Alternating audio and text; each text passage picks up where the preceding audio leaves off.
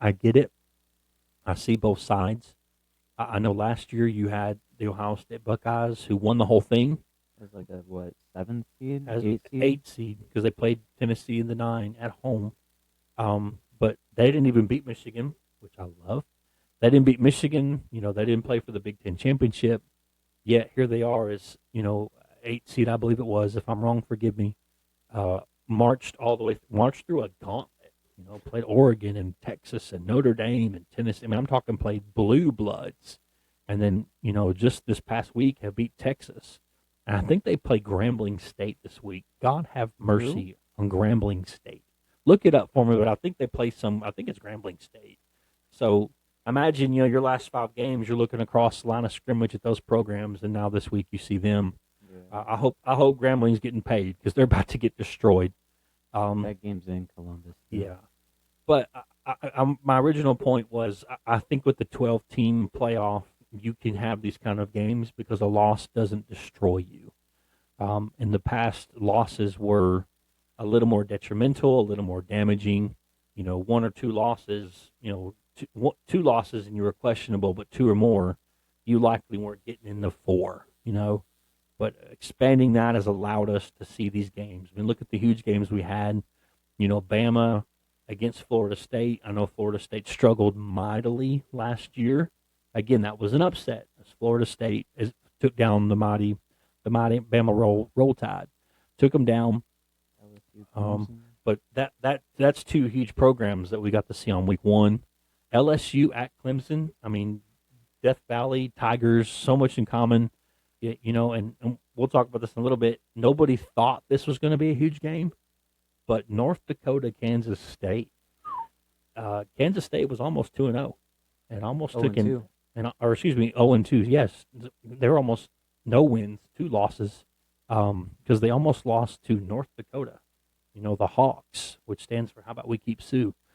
So that was interesting on people's radar. Again, Ohio State, Texas rolling into the shoe. What a matchup! I mean, that's a noon matchup on week one. That's unbelievable. Notre Dame at Miami. Again, these are all week one. And I'm going to mention this, Jer. TCU at North Carolina. Ooh, did that go how anybody thought it was going to go? The fighting Belichick's. And then I have some thoughts I'll share in a minute. I'm a huge Michigan football fan. They played New Mexico. New Mexico came into the big house, and then one not a lot of people are talking about, but you and I have. You have a Beamer in South Carolina. Playing his dad's football program, Virginia Tech. So, Jer, some of your The college trade too between Tennessee and UCLA. yeah, you're a big Nico fan, aren't you? Not anymore. Huge Nico fan. If you have a Nico jersey from Tennessee, he wants it. He'll I take them. don't. He'll Not take them anymore. all. I wasted $50 already. He'll take every one. If you have a Nico UCLA jersey, he's a size I will 2X. not wear a UCLA jersey. But yeah, Jared, what are your thoughts? Huge games. This is one that you didn't mention, but the 25 ranked Boise getting their tails whipped by Southern Florida. Yeah. And then, of course, the Texas Ohio game was a really fun game to watch. I think that was a good game for Arch.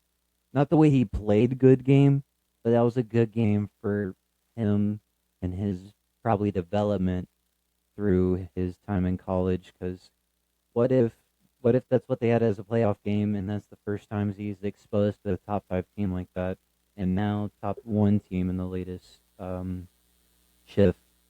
And then LSU Clemson was a fun late night game to watch. Cade Klubnik and Garrett Nussmeyer, two potential Heisman, fighting it out. Um, was a fun game. LSU coming away with the win. I'm just glad an SEC team beat an ACC team. Um, then Alabama, Florida State. DeBoer is probably getting petitions signed as we speak for his firing. Yeah. How warm is his seat in his office? It is steaming hot. And then Michigan, New Mexico. Well, that was a good game. I think it's a good game for Bryce Underwood next week, going to Norman, Oklahoma. That'll be. It's the same thing. It's the same narrative for Arch.